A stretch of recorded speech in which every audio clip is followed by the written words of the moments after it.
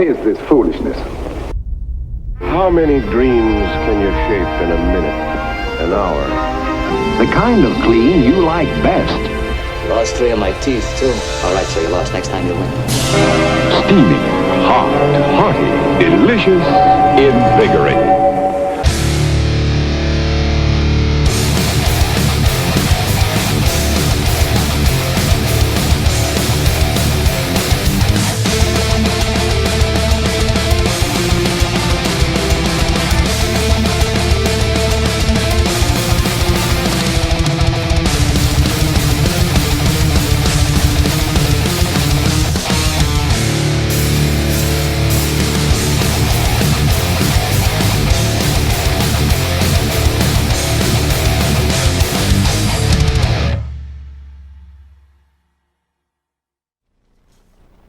Folks at home, how you doing tonight? Welcome to a brand new Ike Live show here on a wonderful Wednesday.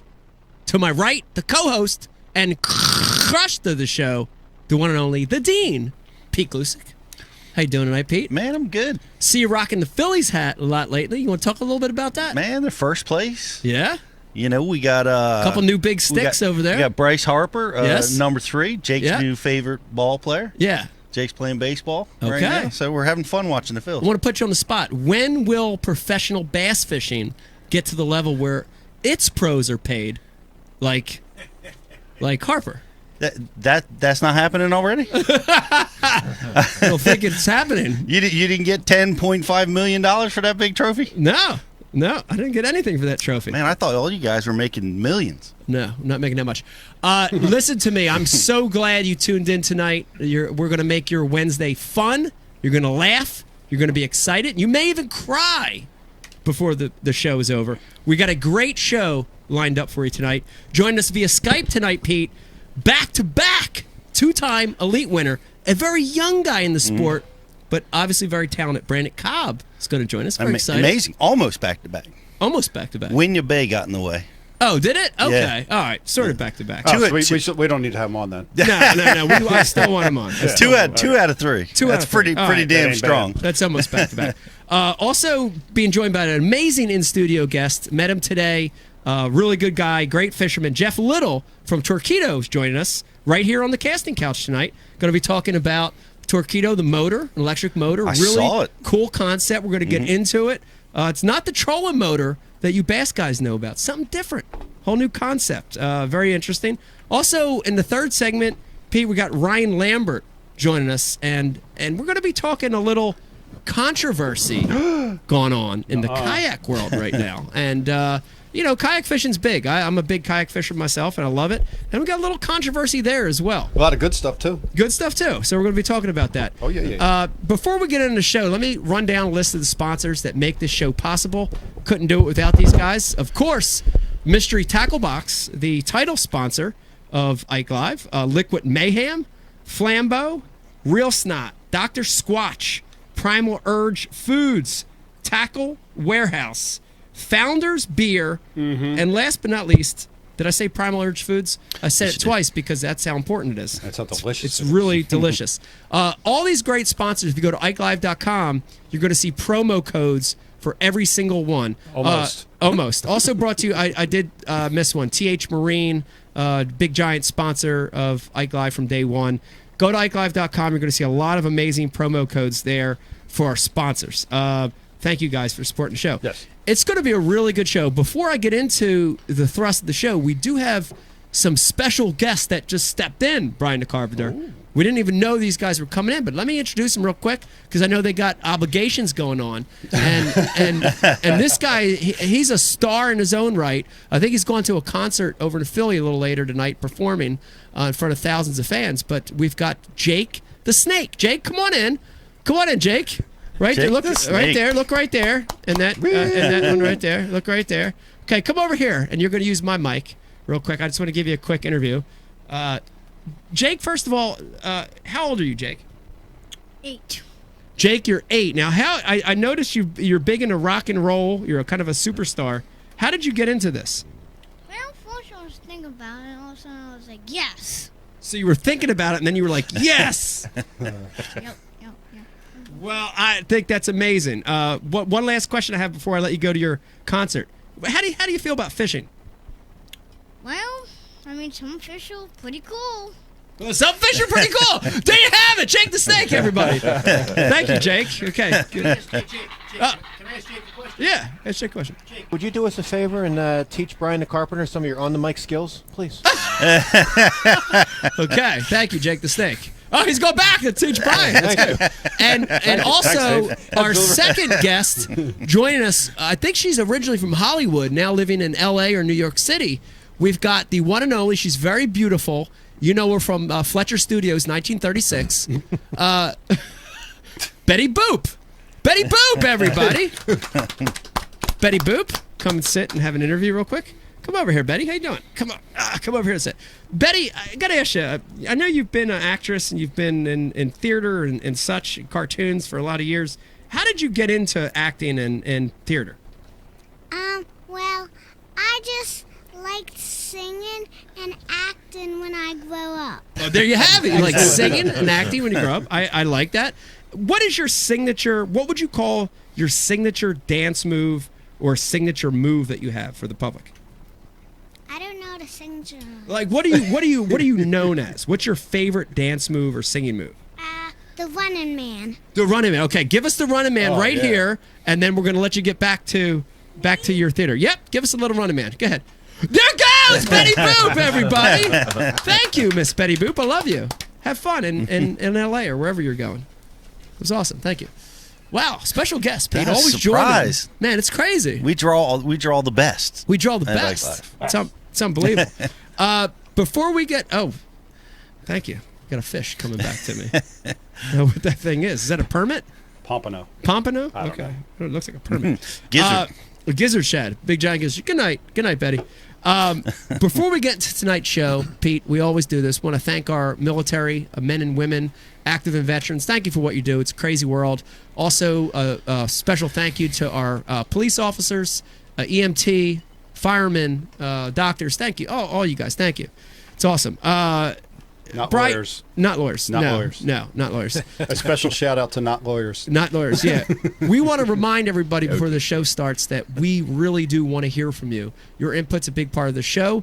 Lots of ways to get in touch with us and comment. Of course, the IM instant messaging right there next to your screen. You could also hit us up on our social media feeds at Ike Live Show, Facebook, Instagram, and Twitter. Brian, we're also, let me, real quick while we're here. Do it. We're going to be giving away surprises tonight, including in the third segment. For the people on Facebook, we're going to Yeah. give one of these away. Like and share this Facebook feed tonight and win one of these bags. Yes, listen to me. You see this? We're going to be giving away a few of these tonight. First one is if you're watching on Facebook, like and share the feed. You're going to win one of these. And also, we've got some great questions coming up later in the show. Look at this. Every sponsor product in here, Mystery Tackle Box, Flambeau, Liquid Mayhem, Founders, G-Juice, TH Marine, Primal Urge Foods, meat sticks in here. Oh, yeah. It's a great bag. Make sure you share and like that feed. You might as well just send it to New York Chris now if he's going to win it. New York Chris? Yeah, he's got to win everything. He wins everything. This is the entire show. Do want to, real quick before we get to the show, too, I want to catch up a little, see what everybody's been going on. Pete, you mentioned you had a little breakdown today on the water, but fishing's heating up on the Upper Chesapeake Bay, Delaware River. Fishing's heating up right now. You want to talk a little bit about that? I got to say, it's probably the best I've seen the bay. Yes. 5 years. Wow. And the bay's been good for 5 years. Right. The big ones are catchable. They're there. It's just been a great year. You see it. You see it all the time. I haven't been able to fish as much as I normally do this time of year, but when I've gone out, we've been able to tie into them. And I've watched a lot of the other guys, a lot of the tournament anglers. The big bags are coming in. There's big 6-7 pounders are coming in all the time. The bay is on fire. Little glitch, busted a throttle cable, but thanks to my buddy Derek, and shout out to Derek and Brooks that were with me today. Derek helped me get the motor engaged in gear so that we could make it back to the ramp today, which was kind of a tricky operation to do without a cable. Right. and Really, you just pop the cowling and pop the cowling, and you got to get in there, and you got to push it, and it's hard to get in there. But he was able to do that. Did you ever use that pull start rope inside there? Lawnmower pull start. Man, I've never had to do that. Have you? I've never had to do that either. No, I think it's legitimately impossible. With a 250, the new There's motors, too much compression. Too much. That we should offer a huge prize for anyone that can submit to us a video of them starting a giant outboard. I think we should do that. Let's go ahead and let's give that offer right now. Yeah. Any man alive that can start at 200 or above with a pull start. Any man alive. Any man alive. Do they even still? Send them a rod, Mike. They used to have the pull cord like on the inside of the cowling Yeah. in there, Yeah. but they don't have them anymore. No. I think they realized how ridiculous that was. Nobody could do it. Nobody could do it. Let me go ahead and finish introducing the room. I know I did it unofficially. I want to do it officially. Joining us on the casting couch tonight, to my left, the one and only Dave Brodzik, a.k.a. Fathead, a.k.a. Worf, a.k.a. Stormtrooper. Dave, how you doing tonight? Thank you. Death of a Fox. Pete mentioned it. You're repping the shirt. Brian the Carpenter was repping it the other day. I was repping it the other day. You want to talk a little bit about Death of a Fox? Give a shout out. Yeah, so briefly, a guy we grew up with in Good talk, Runnymede. Dave. What's that, Brian? I'm not. Go ahead. What's Vegas back here telling you punchlines? Like, what No, go ahead. a guy we grew up with in Runnymede, very smart guy, was a VP of like a consultant company. Would go around and tell you how much you suck and then correct why you suck. Right. Like a smart guy. You know. Wait, we need him We here. need that guy. We need that guy at He Ike would walk in Live. and walk right out, dude. Too much sucking. Too much sucking going on. No, here. he I don't need anybody to tell me. I know. he was like a basement brewer. You know, he was brewing his own stuff for a while, and then just was sick of the corporate life and opened up a brewery. And what town is that, Brian? Is that like Mantua? Clarksboro. Clarksboro. Yeah, it's called Death of the Fox. We're going to eventually have him on, so I don't want to get into the history of like the name. Or Yeah. we're going to broadcast from there. Yeah, maybe Yeah. one of our remote locations. It's yeah. really an in-depth thing, but so his beers are amazing. Really good. And one thing I can say, because I mean, by the time we get to him, who knows what? He got second place at the Atlantic City Beer Festival for one of his German beers. Wow. Everybody goes to that festival. Yeah. Everybody that you drink and that you know of is at that place. Yeah. And he got second in an extremely hard bracket. That German brew bracket, Yeah. man, that is a hard, It is, isn't hard it? bracket. Yeah, to beat. that's more Yes, it is. specialized than It's yeah. it's extremely like Wow. what's the word I'm looking? Focused, you know? Yeah. It's definitely, and he got second place, dude. It's pretty cool. That's cool. We got to hang out with him. My wife and I went out there. He hung around with us for a little bit, and Nice. yeah. It's cool. Yes, if you're watching and you live in the South Jersey area, check it out. Death of a Fox Brewery, really cool. Yeah. Next to Dave, joined us live in studio. Very excited. Got to hang out with this guy a little bit this afternoon, do a little fishing. And we're going to be talking about some really, really cutting edge, unique stuff, Pete. I was blown away with some of the products that Jeff was using out there today, especially the Torqeedo motor. Really, it was unbelievable. I don't want to get too much into it, but it was mind blowing to me what it could do on a body of water. And joining us live here, Jeff Little joins us in studio. Jeff, Welcome. thank you for coming on the show. And we're going to chat a lot during the second segment. We're going to get into it. And I know we've already talked a lot about it, but I want to get more into it. And, man, unique product, Pete. Really unique. It's fascinating. Fascinating. You commented that you went faster on the water with an electric motor than you've ever been. I've been around a lot of boats in my life, from full-size bass boats to little tiny crawdads and kayaks and everything in between, jet boats. I mean, every kind of boat you can imagine. I never in my life, never had went that fast with an electric motor ever. That It says was a lot. very, very impressive. We're going to be talking about that. It's going to be really good. Back in the booth tonight, pushing buttons, making this show happen.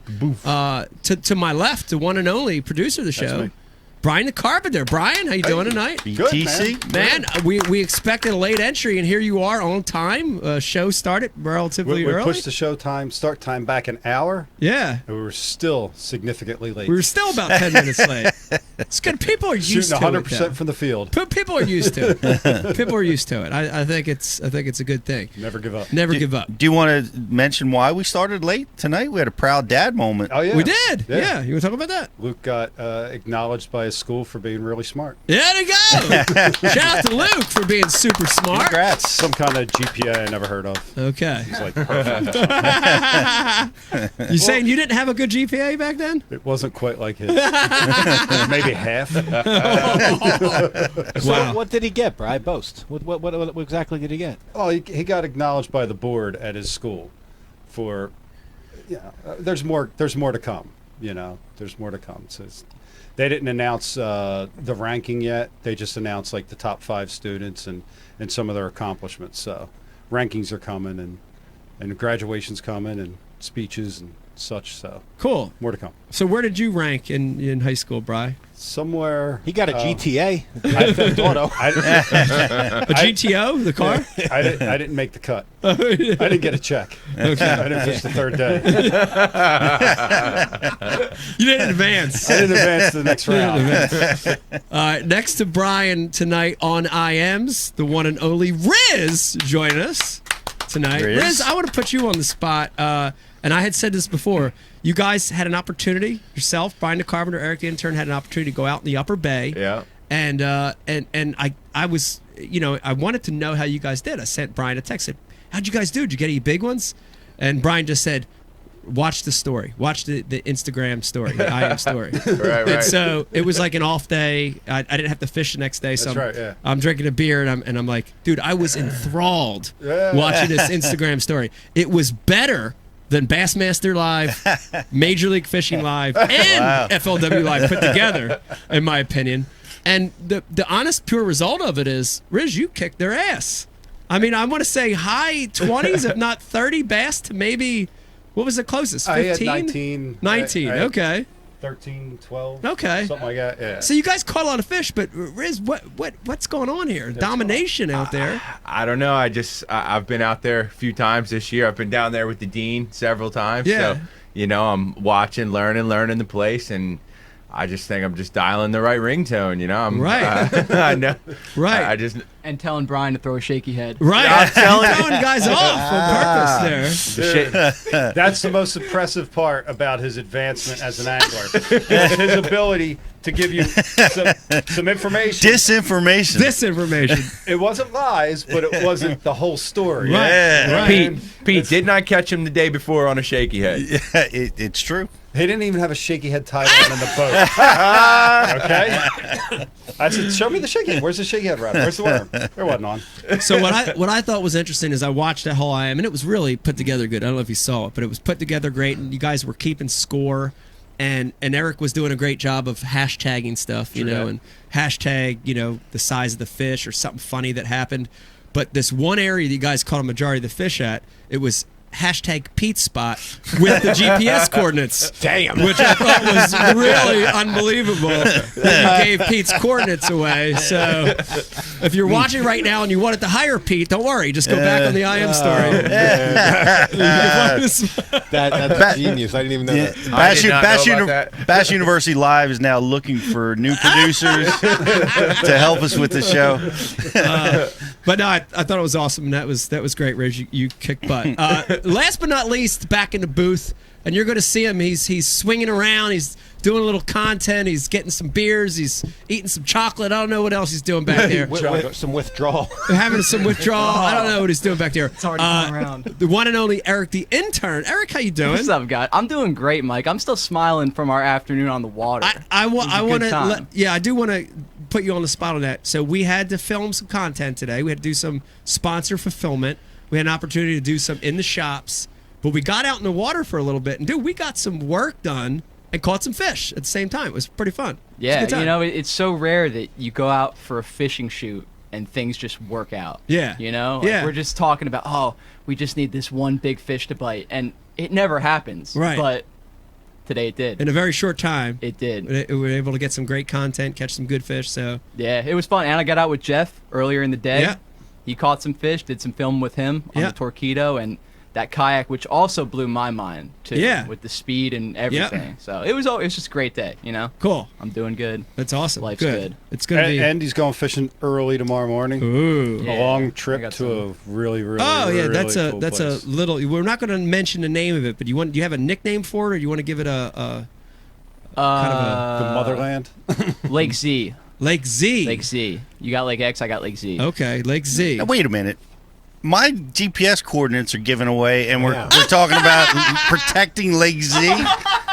This For the record, we did not give away GPS coordinates. Pete, you're a veteran, Pete. For the You got record, yourself to for blame the for record, that. the Flats has got nothing on Lake Z. So you know, that's the real issue Flats, here. nothing. Bring on your Lake bags Z. to the scale. Yeah, I'd like to see that. Eric can Flats outfish the is- flats from land. That's amazing. Brian Carpenter, I do want to mention, I think I skipped over one thing. We're doing a giveaway of a Dakota lithium power box. That's right. Valued at well over $200 tonight. Wow. To someone watching on IkeLive.com. Yeah, we're going to have a little contest later on the show. Okay. So if you guys are on Facebook, come on over to IkeLive.com and watch, because we're going to give away some of those prize packs as well as that power pack. How do you win it? Oh, we're going to figure that out. We're going to figure that out. Stay tuned. We'll We figure got it a out. 4-minute commercial break coming up at some point. We're going to put our heads together and figure something out. All right, now I got to tell you, I'm excited to have Brandon Cobb on. We're going to have him on in probably just a little bit. Yeah. But I do want to real quick mention a little quick recap from my last tournament, Pete, which was on Lewis Smith Lake, Coleman, Alabama. This lake that's really big, dude. It fishes big because it's got fingers, it's got arms. It's 68,000 acres. It's just giant. But something really interesting happened, and we were talking about it offset, which is a shad spawn was going on. And I had never, most shad spawns I've encountered, you take a white swim jig, you take a white chatterbait, a spinnerbait with silver blades, and you throw in where the shad spawn's getting and you catch them. It's easy, right? Shad spawn's supposed to be easy. Well, dude, the shad spawn's going on, and you could not get bit on a traditional bait. Like anything that was a normal size, you couldn't get bit. Late on the first day, I had essentially missed the shad spawn. It was 3/4 of the way done. The sun's coming up. They're starting to fade off. And finally, I had enough common sense to downsize to a 2.5, a little bit bigger than 2.5-inch swim bait on a little ball head on a spinning rod. And dude, it was automatic. Wow. It's so, that match to hatch theory we always talk about. Mm-hmm. Dude, if it doesn't slap you in the face in that situation, it's unbelievable. Dude, a fish could boil in front of the boat. You'd throw a regular spinnerbait at him, never get him to touch it. But if you threw that little 2.5-inch swim bait at him, suck it right in. It's unbelievable. It's just amazing that they're that picky in a shad spawn. It was crazy. We've seen it, where Yeah. they get dialed, and it happens the other way too on the big. It happens the other right? way. If it's a big shad, Yeah. you got to throw the big bait to get them to commit. So, that was pretty cool. Most people don't have 2.5-inch swim baits in their boat. Luckily I had them. I dug them out. Luckily I had enough sense to try that. Dug them out. Key bait for me. The other one was the opposite end of the spectrum, which is spotted bass. You think they all go deep, right? They're done spawning, they go right deep, and they're all feeding on herring or shad. But I found spotted bass that were remaining shallow, 0 to 8 foot, on laydown trees that were eating bluegill. And the shade had everything to do with it. You know what I mean? And once that sun would get up, almost every tree that would cast some kind of shade had bluegill around it and had a spotted bass around it. Not numbers, but there'd be one on each of those big shade trees, and you could get them to bite a small green pumpkin jig. I fished a 1/2-ounce missile mini flip jig, green pumpkin with a green pumpkin chicker crawl in the back, and it was that initial fast fall in the heart of the tree. You know what I'm saying? Brian the Carpenter, you know the deal. Old Alloway deal, where you'd get to a tree, you'd cast to the left side of it, never get a bite. Cast to the right side of it, never get a bite. You go to the heart, and it'd be like donk every time. Yeah. I picked up on that, so when I would start running that, I would never cast to the outside of the tree. I would literally go right for the throat. Right for the juice. Right for the throat. And that initial fall, hop it a couple times. If it didn't bite, gone. Didn't pick it over, just in and out. And it was really a good pattern for me. I tell you, I swear I remember, I believe it was Biffle talking about that 20 years ago. Yeah. That was that's how he went on laydowns. He went for the juice first. Right for the throat. Yeah, I Right remember off the having a get-in. conversation with you because you're like, but what if you get hung up on your I first know. cast? Yeah. Yeah.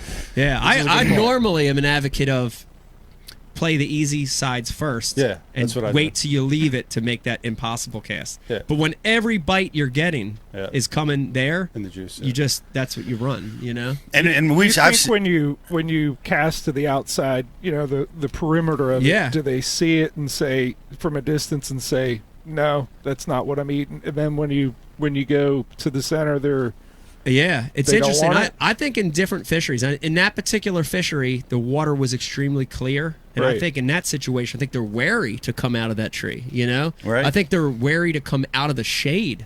You know, the shade is almost like a barrier for them. You know, and the bluegills in the shade, Right. It's their hiding spot. It's their hiding spot. You know, and in more stained water, I think they're more apt to use the edges, to use those outside periphery. You know, but It's interesting because our instructors are almost evenly split on that in Right. most situations. Right. Like guys that their focus is right for the heart. Yeah. And then the other half is start on the outside and work Yeah. in.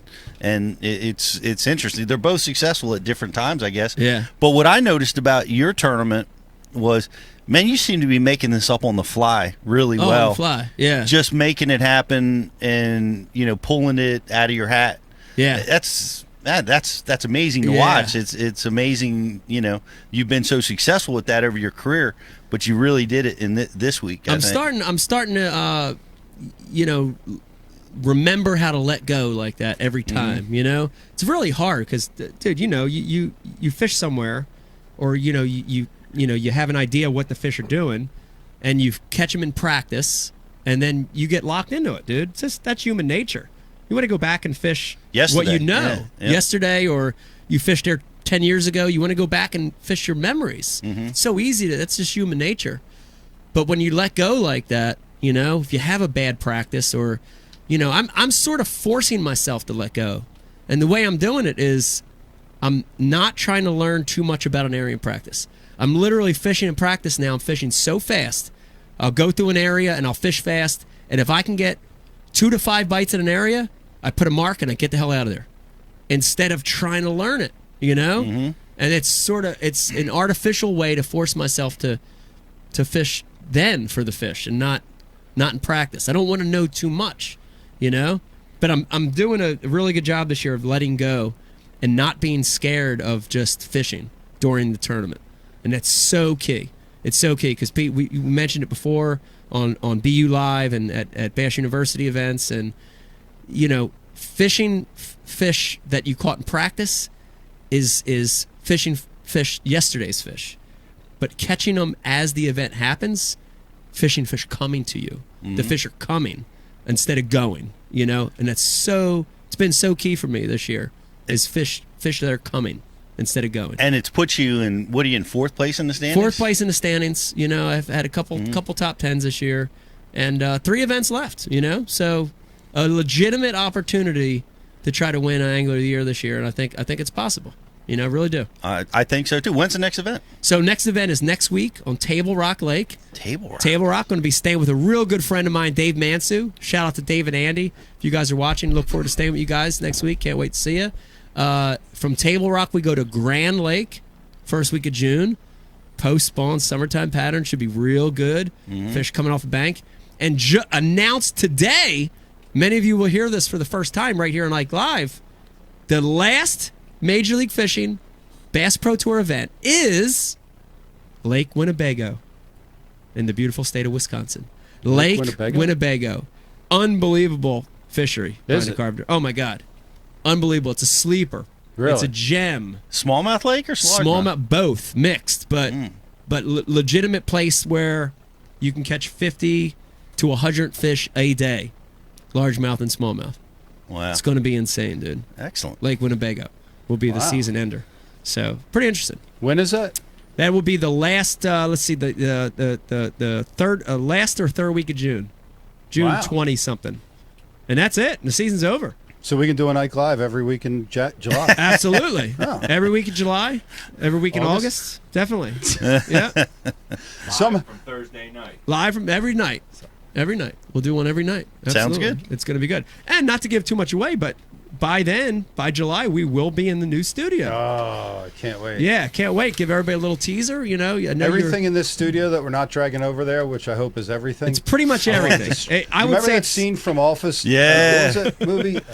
We're gonna make structure Space. out on Union Lake Yeah. with it. After I beat it with a bat. Yep. Everything in here. Yes. Yeah. Well, here's the funny thing, dude, because so many people, and Jeff, I don't know if you have the experience, if you've watched the show before, but so many people that when they come in studio for the first time, they've watched the show, they've seen it, they think it's this giant magical studio, you know, like we're in this giant space. It's almost, you know, and then you get here and you're like, oh God, you're like, you can't Pardon even, me. you know, you can't Smells like a walk. locker room. Smells like a locker room. It's hot. The mics suck. Like everything's always broken. Yep. But very excited to move to a new studio. It's gonna be fun. It's gonna be bigger. It's gonna be better. It's gonna be a good move for us. We do got to reenact that Office Space with the baseball. Yes, we but do. Take all that computer gear, take turns. Beat the balls off of it. Just I as get long, first, second, and third Kicking swing. just as long as we never reenact that Thursday night fireworks show Brian made us do last Dave, year. you know what? You take your negativity and beat it. Every one of them guys from the Thursday Nighters cooler than you right now. What else you got? Look at that. Jesus. All right. Well, I want to reverse it. Not talk about negativity, but talk about positivity. Dude, Brandon Cobb, not technically back to back. I was mistaken on that, but dude, 2 elite wins. You ready for that? Yeah, I'm ready. I'm ready for cool. that. 2 elite wins on his first year, his rookie year on the elites. Not necessarily his rookie year, because he's one of those guys that has had professional experience, FLW experience. But his rookie year in bass, dude, dominating, Really dominating. and his other events weren't bad either. I think, if I'm not mistaken, Riz or somebody back there. Where is Brandon in AOY? Is that on my note sheet right now? Where is he at in AOY in BASS right now? He's got to be in there in the top 5 somewhere. I don't know. All right, Well, we got him live, so he's all right, gonna we'll ask him, or we can go to bassmaster.com and find out. But man, it's so impressive to me. Making it look easy, and you know what I like most about watching him is making it look fun. Like, Fun, super fun. Just having a ball, just smashing their heads in, catching them everywhere he goes. The cool, and we'll talk to him about it, but like picking up I don't really know swim baits that well, and throwing giant swim baits and catching 8-pounders and you know just gonna grab this swim bait, catching a little 8-pounder down this bank. Yeah, I'll try a swim bait. You know, my buddy told me to try a swim bait. So. Catch giants. It just it's so much fun to watch him. I'm looking forward. Yeah. And we got to talk to him at the Hartwell Classic. Yes. Yeah. And spend a little time with him, and he's just a positive energy guy. You know, just he's a treat to talk to, a treat to watch fish. Yeah. So yeah, and I tell you, I'm going to tell you, I'm a fan of the sport. You know that, and fishing Major League Fishing, but I'm watching Bassmaster, right? When I'm not competing and I'm not wrapped up in Major League Fishing, I'm watching Bassmaster live. I'm watching FLW live because I'm a fish head. I like watching it, and he's made it look so easy. And the interesting thing is, I know it's not easy. You know what I mean? Yeah. Like it has looked so easy to me.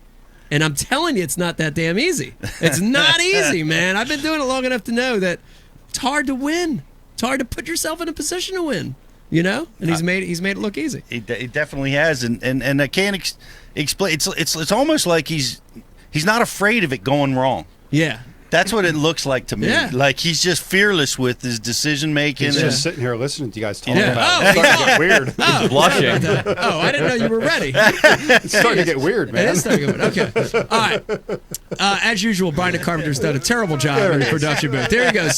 Joining us now live via Skype, recent 2-time winner, not back-to-back, but 2-time winner, Bass Elite, one and only Brandon Cobb, joining us on Ike Live. Woo! Brandon, Thank y'all for having me on. how you doing? I'm doing good. Finally got rested up, home and rested up a little bit. I like it. I still see a smile on your face. Any reason for that? I was so tired yesterday, there wasn't much of a smile. I just wanted to go to sleep, but I'm good now. All right, so let's start right off the bat. We had a lot of messaging already coming through saying, man, that that rookie Brandon is just tearing it up. Do you consider yourself a rookie? Because technically you're a rookie at the Bassmaster Elite Trail, but do you consider yourself a rookie? Do you consider yourself a seasoned veteran? Do you consider yourself a young? What do you consider yourself? Where do you stand in all that? I definitely don't consider myself a rookie. I mean, I haven't been doing it a long time, but I've been doing it. I mean, I think this is about my 6th year fishing between the FLW and now bass. So I don't think I'm quite a rookie, but I'm definitely far from a seasoned veteran. I'm not anywhere near seasoned, but I don't think I'm a rookie anymore either. I'd agree with that. And I want to jump right into this talking about not being a rookie. Is Brandon, you're one of the young guys now that are dominating the sport that I think you have been training for this moment for a long time, right? If you look at, let's look at some of the other guys. Let's look at Justin Lucas, right? Let's look at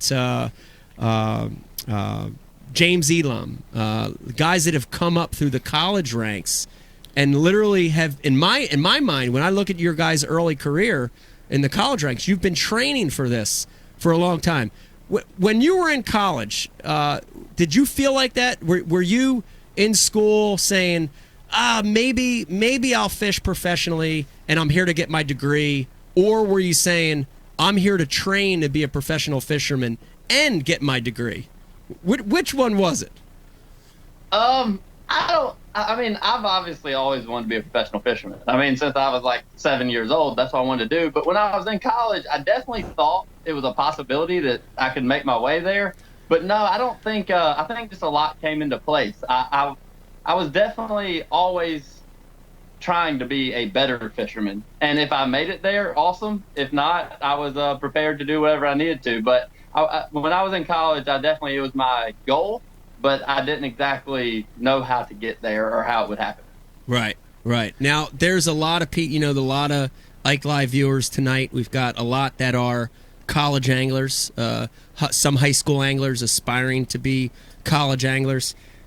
Brandon, give them one tip. If we've got that person watching and listening right now, and they want to compete at a college event or they're competing, give them one tip for being a successful college angler.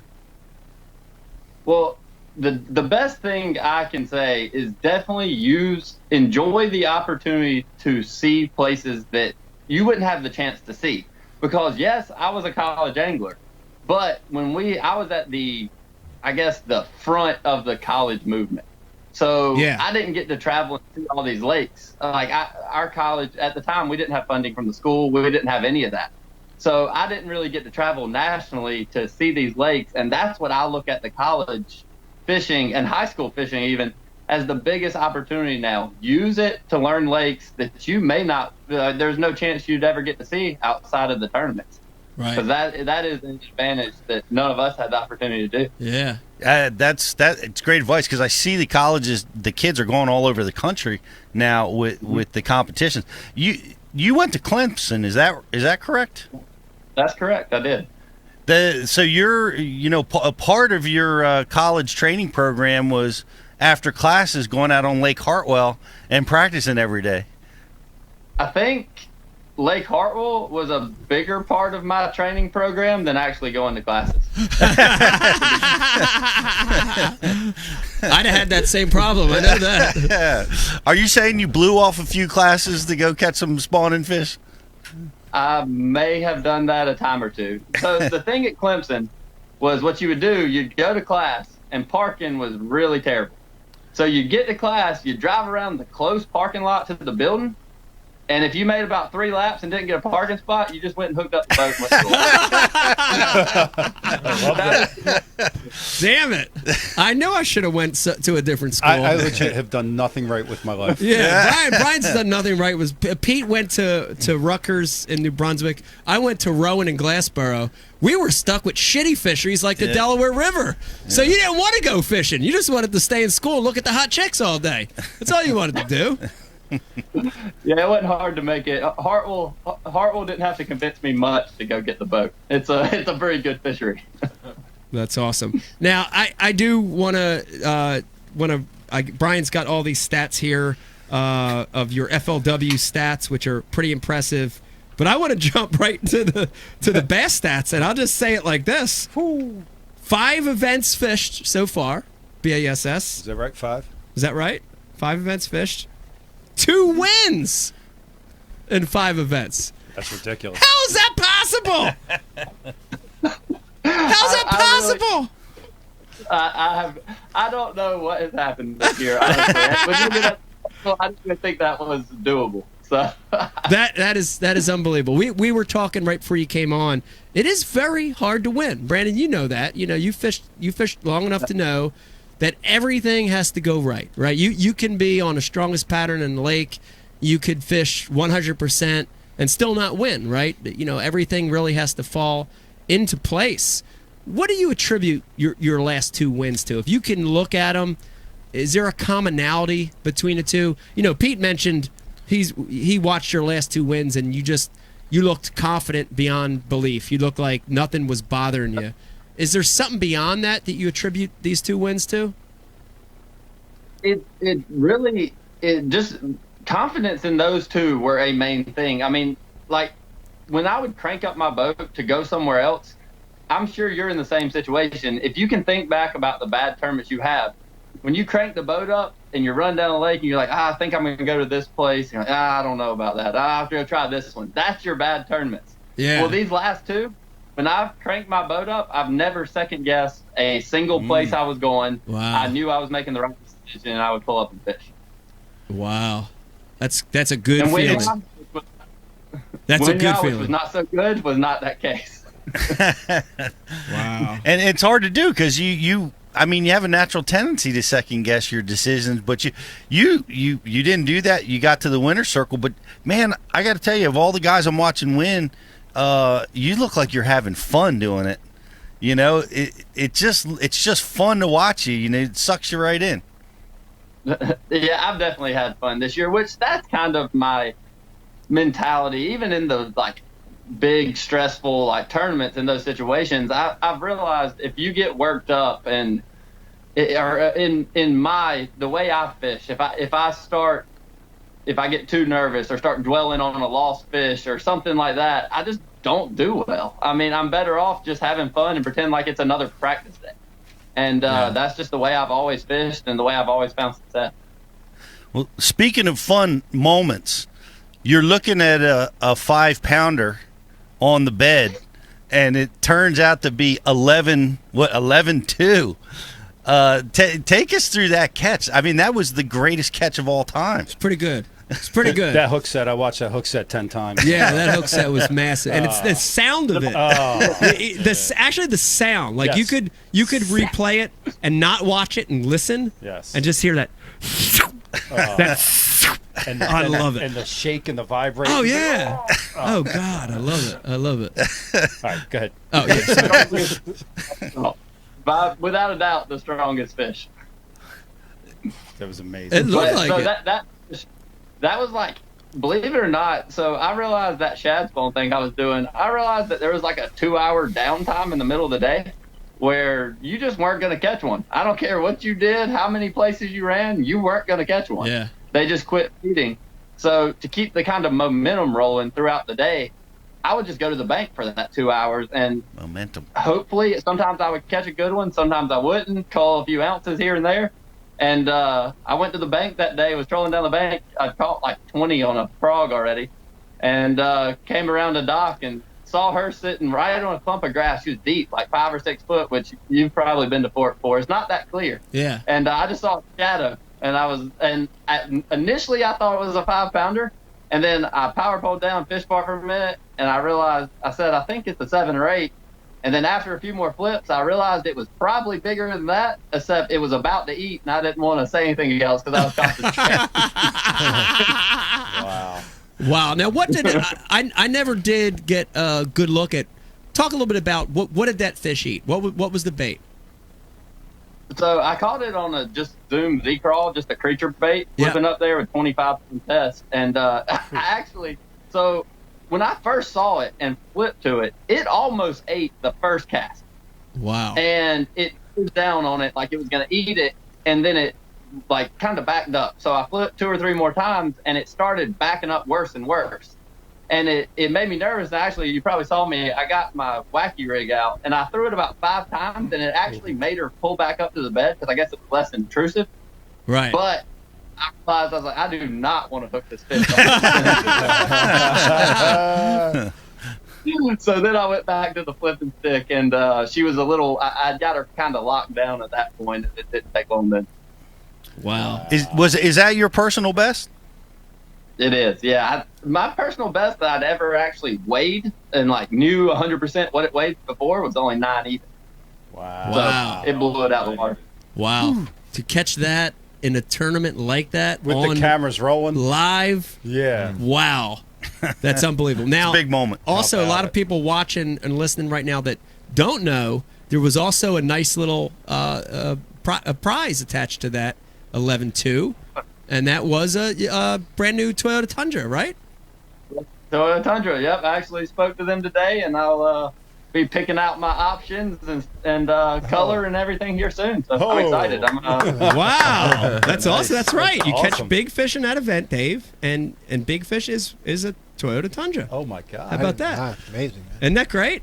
Isn't that great? Remember when it always used to be that way? Yeah. They used to give away a boat for yeah. for lunkers in tournaments. Yeah. It's cool that they're. It's nice that they're doing starting it. to do stuff like that again. Yeah. Yeah, shout out to Toyota for doing that. Now, we did hear a rumor a little earlier in the show through our instant messaging came through that once you get the truck ordered and you get it to the house, you're shipping it to Britt Myers at CS Motorsports, and you're going to dude it all out. You're going to slam it down. You're going to put hydraulics, a tilt bed on it, maybe some flames. Any of that true? Or I don't know about the flames now, but I actually was thinking when I was ordering Tundra that I ought to call Britt because he definitely does a good job.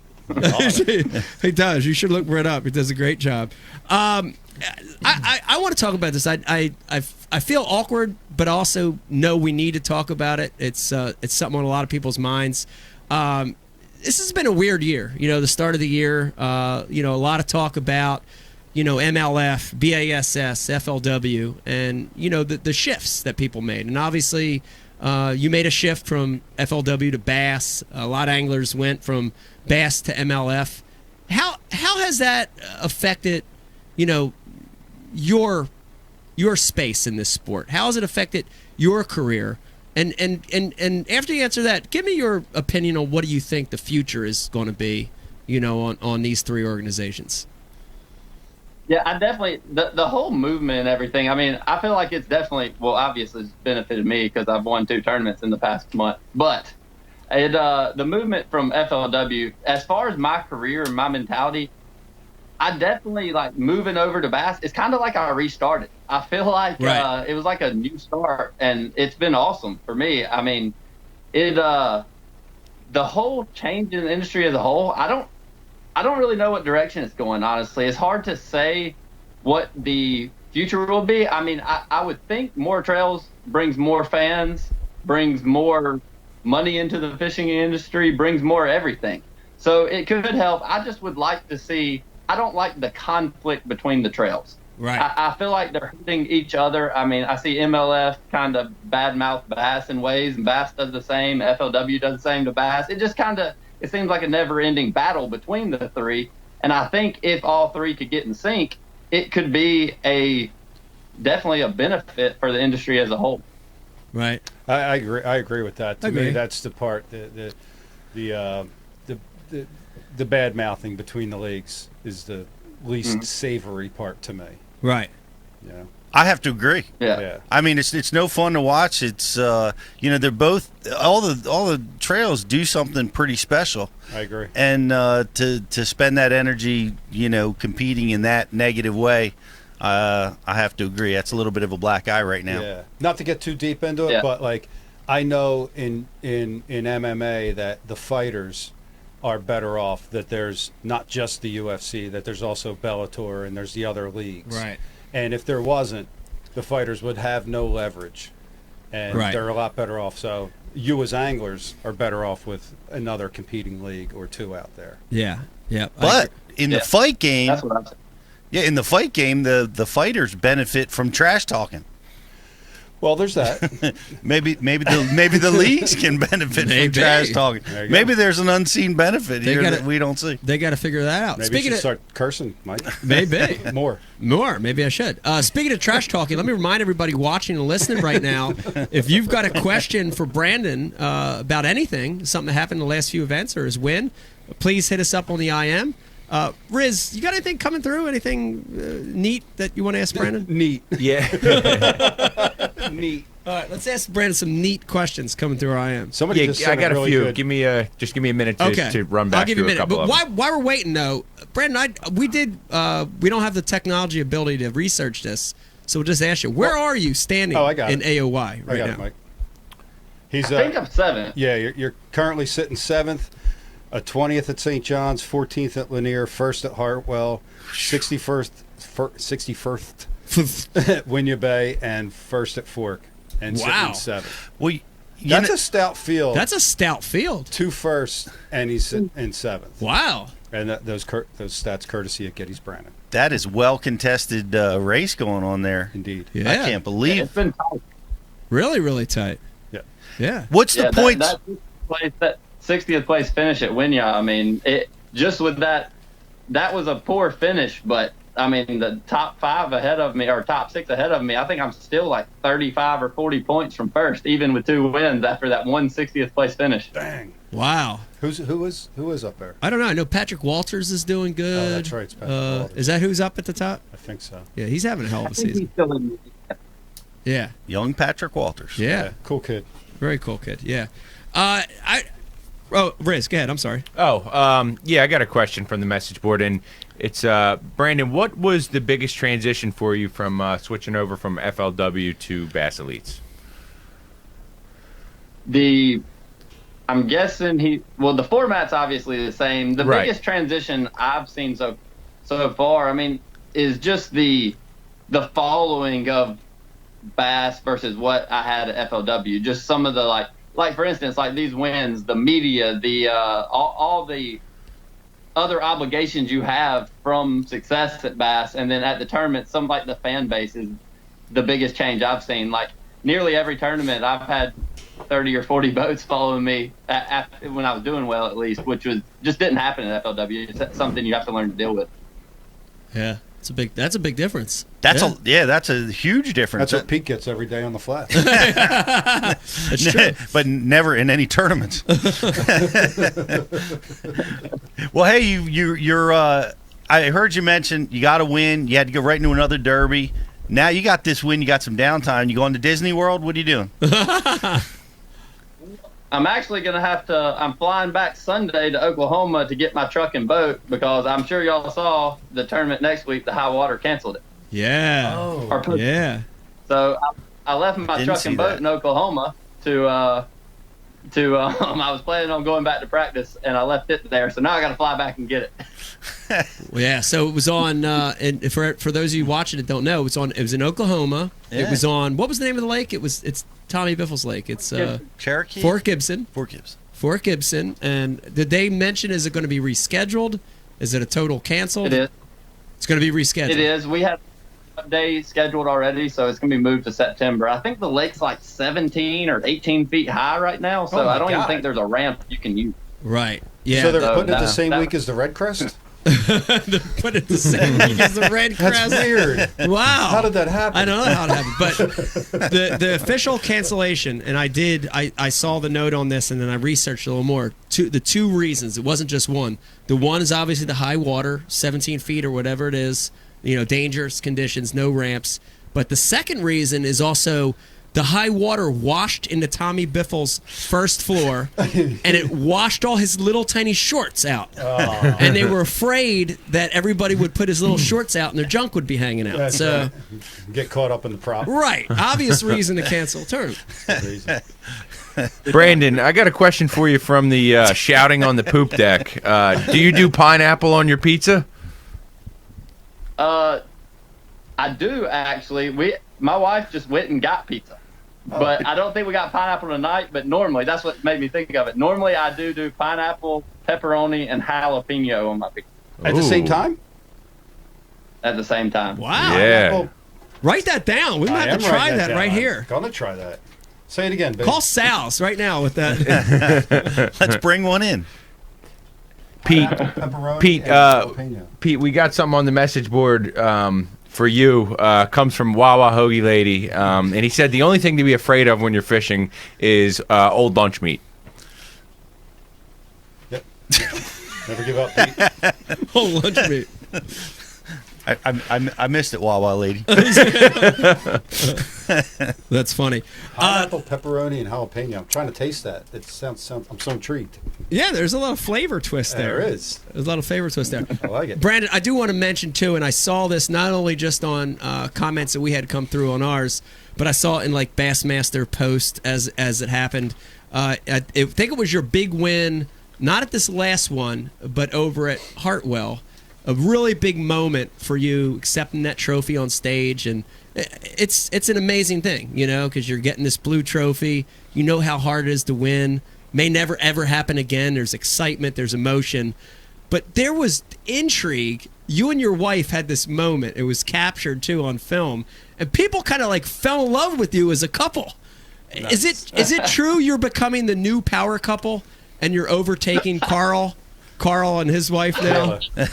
Yeah. Tell me that. I don't know exactly what's going on. It wasn't intentional, but I don't know what's going on with that. Hey, mate, you watch your tongue, you can't. Wait. ain't taking over me spat. Wait, Carl, wait a minute. Oh, He's not God. trying to take over your spot. And what's that Kent saying? Kent?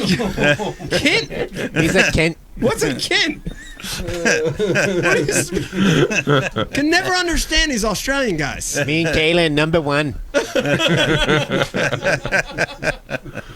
All right, settle down, Carl. Settle down over there.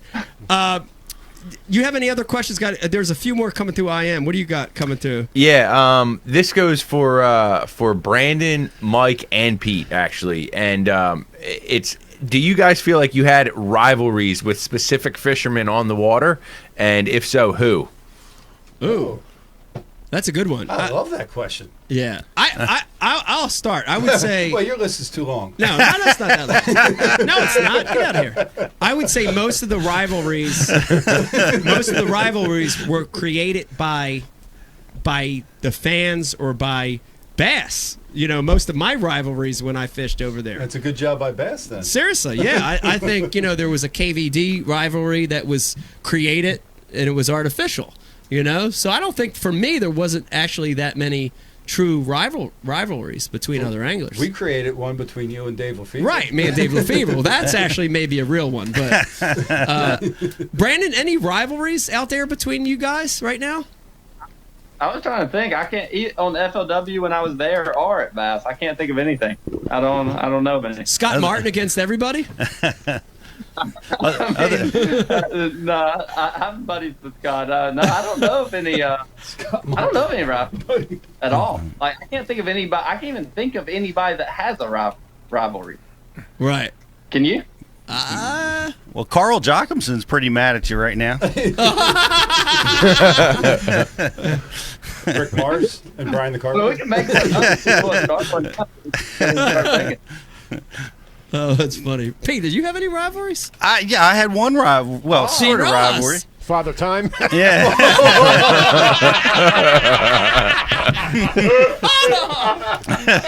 Oh boy. Sorry. Oh, boy. That's not really a rivalry. I'm losing that one.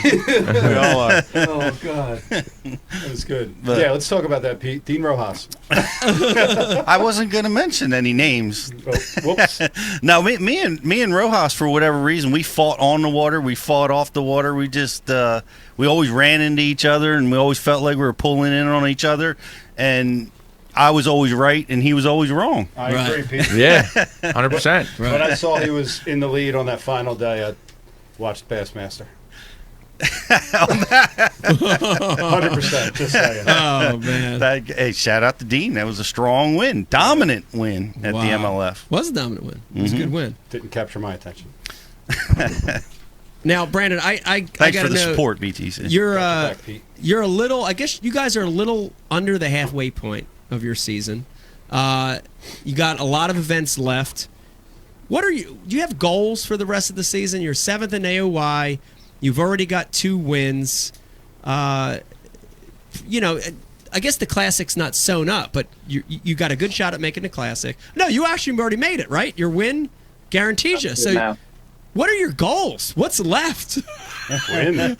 What's left? I mean, Angler of the Year, ever since I've been fishing, I mean, Angler of the Year, I feel like is that other than like the Classic win, that's the biggest thing you can do. So I've always like, that truly means I think you were the best Angler of the Year. You can win a tournament here and there, whatever, but if you win Angler of the Year, that's it. So that's definitely something I always look at. Wow. I got to ask you a question because speaking of Rojas, he's got the all-time winning 5 bass women. But wait. By the way, there's no real rivalry because Rojas has better credentials than I have by far. That being, I think, his best, 45 pounds. And did you think about that? You hit 37 pounds, man. Yeah. You jacked an 11-pounder. Did it ever cross your mind that you're sniffing the world record here? I did actually think about it, but there was too little day left by the time I caught the 11 to really crank up anymore. But I actually lost about a 5.5 pounder with like 3 minutes to go. That probably would have gave me right at 40. Whew. And but I just think about it, and I knew there probably wasn't any real possibility of that. Wow, that's crazy. And that's that is a big deal. And Pete, go ahead and grab one of those real quick so we can show it here on film. The other big deal, Brandon, you're so early in your career, but I do want to make a note of this, is that you officially got one of these. You got you one of these belts. You broke the 100-pound mark. Dude, these things are really, really, really, really, really hard to get. And both you and Garrett broke the 100-pound mark last event. Dude, congratulations. That's a big deal. It's a big deal in tournament fishing, man. You got 3 of them? That was the cool. I've got 3. That final day was awesome. Just to know that like, when my marshal told me that you're over 100 now, that was like, I didn't really think about it at the start of the day until he said it. And I was like, holy crap, that's like crazy, And it was that was cool. I didn't even, because the belt, I don't think I'll get it till the Classic, so I hadn't really got to see it yet. That's awesome. Now, have you? Is this the first time in tournament fishing you've broke the 100-pound mark? Have you done it over an FLW or any other circuit? Yeah, no, it's definitely. I honestly think Hartwell. I may have had I definitely have had more than that, but that 72 was up there that I won Hartwell with, was up there in my heaviest 4 days. So definitely blew it out for this week with the 114. Well, that's awesome. And I had 14 pounds on day 2, so it's crazy. That's true. It's unbelievable, man. Riz, what do we got? A couple more questions coming through? Yeah, Brandon, if you got the invite to go over to MLF, how would you handle that? At this point, I would probably have to. The year's been too good. I'd have to. Things are falling into place for me right now. I'd have to see where it goes, where I am. Gotcha. Decline. Denied. Stay. No. I'm curious, and I don't have a fight in the MLF versus Bass thing. I think there's room for both. But this was your first catch, weigh, release tournament, Brandon? It was cool. Yeah, I really liked it. I like not having to worry about the health of the fish and everything in the live well. That was really nice. The only issues that I saw was, you always run into, do you truly trust your scales versus everybody else's scales? And then the conditions, I noticed, made it a little difficult to weigh fish with the waves in the boat or the wind blowing. Yeah. That was the only issues I saw with it, which I still think we got the weight right, but it just sometimes it took longer than I would prefer to weigh a fish. Yeah. Right. Yeah. Right. Especially the larger fish, the 6+. Brandon, what's your favorite memory not fishing related from Clemson? And this question comes from Cody. Favorite memory not fishing related. Well, we're gonna have to go with meeting my wife. Oh, you met your wife at Clemson? I did. Wow. Yep. Very nice. think they would call that answer chalk. Applaud to that. That was the right answer. That was the right Good answer. job. I wasn't there, but I know that's the right answer. She must be standing right next to him with a piping hot pizza. You're not getting any of that pizza if you answered a different way. She didn't think bass fishermen were weird. No, I don't know if she actually knew I fished when I met her. I'm not sure. I don't remember. I'm sure she did because I probably had raccoon eyes and The telltale signs, the bass thumb, the first soft caress, and she's like, "Oh, Where'd you guys meet? Was it a club or a house party? But no, she rides horses like I fish, so I mean, she doesn't complain. She doesn't care about my fishing because she's usually out riding horses somewhere. But I'm good with it. That's awesome. Now, I want to jump real quick, too, because I want to handle some of these on social media. We got one that came from, this is obviously a fake name, Ray Scott wants to know. Why is that fake? It might be real. Maybe it's the real Ray Scott. I don't know. Brandon, it's a two-part question. Brandon, are you related to Bob Cobb? I'm not.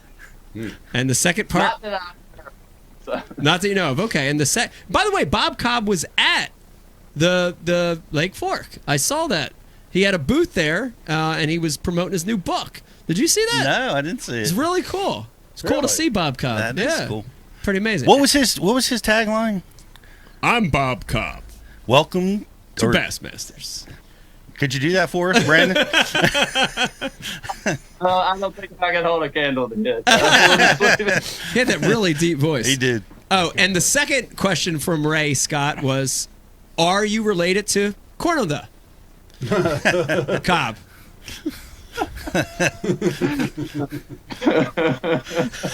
That's why I told you it's not the real Ray Scott. He would have never asked that. He might have. He wouldn't have asked that. That's so stupid. Cornada Cobb's my neighbor. Brandon, who would Cornada Cobb? Oh, Cornada Cobb. Okay. Who was your angling hero growing up? Who was your favorite fisherman?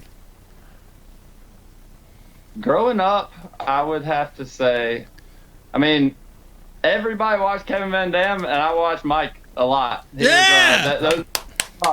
Yeah. Another correct answer. You win an Ike Live gift pack. You know what? No, let's go bigger than that. You win one of these 100-pound belts. Take one of these. What is Shaq, Brandon? You named the boss. Carl's still here. Yo, Carl. Waiting for me, Uber. Waiting for you. That's not funny. Oh yeah, corn the Cobb was. Brandon, with a classic berth already done, give us your opinion of how you're going to prepare for it. You know, it's months and months and months away. A lot of guys have different strategies on preparing for the classic. What's your strategy on preparing for the Bassmaster Classic in 2020? Well, really, tournaments like the Classic to me, it's a bigger deal. But as far as preparation, I wouldn't prepare any different than I do for other tournaments. I don't like to pre-practice. I never do. Yeah. And I do very little research before I get to a play. Wow. On purpose. Yeah. I do it on purpose. What I like to do is actually fish like the first day of practice and see what I think about the place. And then that night I'll actually research the map a lot and things like that because I want to see what I think I need to look for and not look for it before I get to the lake. Wow. Interesting. That's kind of the way I'm there. Wow, it's an interesting strategy. Yeah, that's really open-minded. It's I see it though. Yeah. It's kind of like you've been fishing this year at the MLF. Yeah, I've been using that scenario. I've been using a similar strategy, and it was weird because I was the reverse. I was always the guy that loved to pre-practice. I loved to research, but I felt like with me switching to MLF this year with a limited practice and with this new style of fishing where you had to fish for numbers, I felt like I needed to switch to what you're talking about. So it's interesting that you're talking about that. Having a lot of success doing it. Yeah. But I get fearful that I'm going to pick the wrong area in that scenario. You know, like, man, I could just. And that happened. What's that That's now? what I did. I picked the wrong area at the Winya, and it happened. So it does happen. But it's just the way I've done better. Well, yeah, you certainly have. 4 out of 5, you've smashed them. Yeah. So it's pretty but hey, crazy. I want to I want you to check your calendar right now. What you're doing on May 30th at 7 p.m. I'd like to invite you. We're gonna. Justin Kimmel's gonna reach out to you. You know, JK. I do. He fished with me one time. That's right. Yeah, it was a. I think he won a boat with me. Wow. He did. It was a very special moment for Justin. He speaks extremely highly of you in that moment because, you know, you guys were both in a position to win. You drew each other out, I think, in a BFL. It was a BFL. And yeah, you had a couple mishaps, and but you decided to go fish deep, and he had never been fishing deep, and he he told us that, you took the time, you showed him how to drop shot, you left the sonar on for him to use. Wow. And he wound up winning that tournament, and credits you exclusively for helping him and saying what an amazing individual you were for doing that for him. That's awesome. I knew that was a big deal. That tournament, I think we were both leading, and that final day, I pretty much lost my opportunities that morning, and I knew I probably wasn't going to win deep, but we could spend 30 minutes, 45 minutes at the end of the day, and he could win. So that's what we did. And he got the victory. So good. Wow. Pete, was that an All-American for him to win a boat at a BFL? The regional. It was a regional. Okay. Yep. Regional. That's very cool. It's a cool story. Yep, that is a cool story. So therefore, you got to come and be on Bass U Live on May 30th. We're gonna see if you're free. We'll send you a note. But we wanna dive in deep. We want to talk to you about the blueback herring lakes, the herring spawn, the shad spawn. We want, for our Bass University crowd, we want to dive in deep on those topics, and we'd love to do it with you if your schedule permits. Thursday, May 30th. Block it. All right. Definitely. I'm available. Love it. Love it. Excellent. Brandon, I can't thank you enough for joining us on Ike Live. Very, very impressive. So happy for you. Two wins like that, first year on the elites. It's amazing. It's actually phenomenal. It's phenomenal. It's amazing. And you still have a lot of season left. I wish you the best. Hope you succeed in the quest for AOY. Before you leave us, let us know. There's a lot of people watching right now that want to follow you, not just in your tournament fishing, but what you do every day through social media. You want to leave us with a couple handles that our viewers can follow along with you? Yeah, definitely. Just check me out, Instagram and Facebook. It's Brandon Cobb Fishing, and trying to get some YouTube stuff going, but it could be a little bit on that. So stay posted for the YouTube stuff, but Instagram and Facebook's where most of my posting goes. There you have it. Brandon Cobb, everybody. Thank you, Brandon. Congratulations. Congrats. There you go, buddy. And good luck the rest of the year to you, too. Thank you. It's awesome, man. I'd love to win, too. I can't win 2 in 10 years. Well, wins 2 in 2 months. You know, you were one of the featured questions on the Bassmaster Live. Really? When they were talking about the 100-pound, the century mark. Oh. I can't remember exactly, but I think there was 3 or 4 people that had 300-pound belts. Wow. And you were one of those. You were one of them. How about that? Thank God for Texas, right? Speaking of 300-pound belts. Oh, dude. That's not right. All right, well, I'll show the people what you're laughing at. Grizz, leave it up there. There you go, 300-pound belts. That's our boy Fat Cat. That's our boy Fat Cat. All right, Brandon Carver, we're going to take a break. Sir, yes, sir. Okay, let me tell you, everybody, hang in there. We got 2 great segments coming up. Of course, we've got Jeff Little right here on the couch. We're going to be talking Torqeedo. We're going to be talking a little kayak fishing. We're going to talk about a lot of kayak fishing a little later in the 3rd segment. We're going to be doing an MTB unboxing, and we're going to give away a lot of stuff. Hang in there with us. When we come back, more Ike Live. Is that Drake? Hi. Today we're going chest to chest in the Dr. Squatch lather test.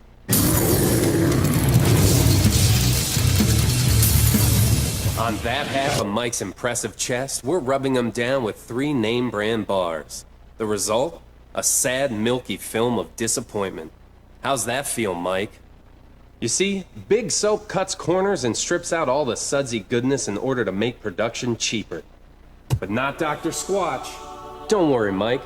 Dr. Squatch soap retains all the natural ingredients, which creates a rich, foamy lather, leaving your skin healthy, soft, and clean. Ooh, looks like Squatch is taking over this peck party. How do you feel now, Mike? Dr. Squatch Natural Soap. When we say it lathers, it f***ing lathers. You deserve glorious lather. Take the lather challenge for yourself today. 4.5-inch drop shot worm. Bama bug.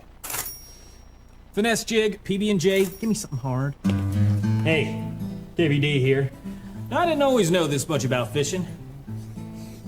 4-aught EWG worm hook. In fact, there was a time when I couldn't tell the difference between a jerkbait and a stickbait. But then I signed up for Mystery Tackle Box, the original monthly tackle subscription. And now I know more about fishing than I do about calculus. And he knows a lot about calculus. Plus, I get amazing extras like free fishing magazines. October 2016. Featured article, 4 places to throw a frog. Exclusive decals. Zombie bass. And how-to videos for all the great baits I receive. How to tune a crankbait. Is that underwater footage I smell? I got goosebumps. So if you're looking to develop enhanced fishing abilities like me, or you just like getting new tackle every month, go to mysterytacklebox.com and get your box today.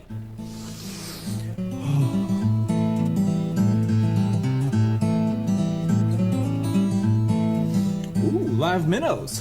Is it lunchtime already? Nature's candy. Oh.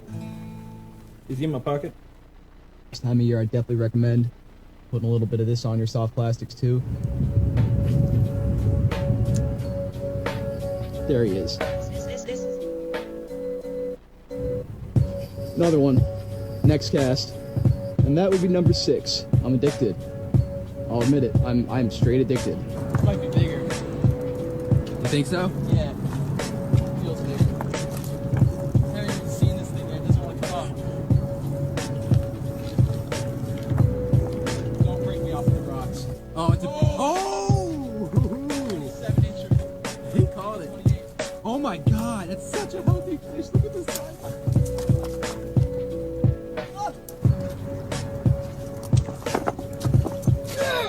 Put a little liquid mayhem on your crappie jig, and look where the stripers get it. You can't even see it, man. That might be a keeper.